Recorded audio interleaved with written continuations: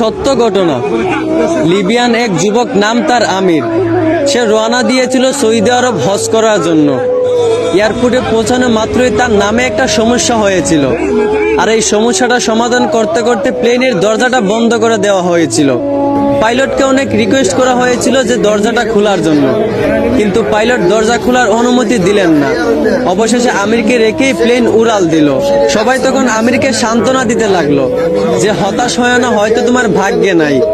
আমির তখন বলল, আমি হতাশ হই নাই, আমি মন থেকে খাঁটি নিয়ত করেছি, অবশ্যই আল্লাহ আমার এই আশা পূরণ করবেন।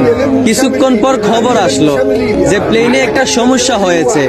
আবারও প্লেনটা এয়ারপোর্টে ফিরে আসলো। এয়ারপোর্টে আসার পর প্লেনের সমস্যাটা সমাধান করার পর আবারও পাইলটকে রিকোয়েস্ট করা হলো দরজাটা খুলে দেওয়ার জন্য, কিন্তু পাইলট আবারও আমিরকে না নিয়েই প্লেন নিয়ে উড়াল দিল। আবারও সবাই আমিরকে সান্ত্বনা দিতে লাগলো যে হতাশ হয় না, হয়তো তোমার কপালে নাই। আমির আবার বলল, আমি মন থেকে খাঁটি নিয়ত করেছি, আমি হতাশ হইনি, আমি আল্লাহর উপর ভরসা রেখেছি, অবশ্যই আল্লাহ আমার মনের আশা পূরণ করবেন। কিছুক্ষণ পর আবার খবর আসলো প্লেনের মধ্যে আবারও একটা সমস্যা দেখা দিয়েছে। প্লেনটা আবারও এয়ারপোর্টে ফিরে আসলো। আবারও প্লেনটার সমস্যা সমাধান করার পর এবার পাইলট নিজেই বলল, আমির কোথায়, দরজা খুলে দাও। আমিরকে না নিয়ে আমি প্লেন নিয়ে উড়াল দিব না। তারপর প্লেনের দরজা খুলে আমিরকে প্লেনে উঠানো হলো। তারপর কোনো সমস্যা ছাড়াই প্লেন উড়াল দিয়া চলে গেল। পুরো বিশ্ব এই দৃশ্য দেখে অবাক হয়ে গেছিল।